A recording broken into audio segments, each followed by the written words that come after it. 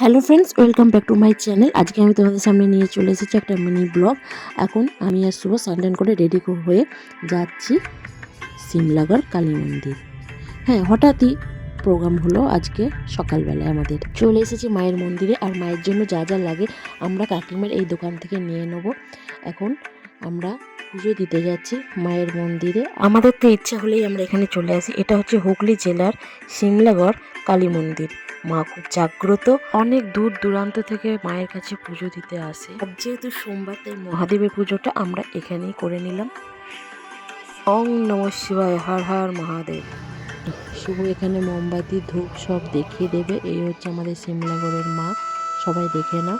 আর আমাদের ছোট্ট একটা মহাদেবের ছবি ছিল গাড়িতে, সেটা শুভ একটু মালাটা পরিয়ে দিল।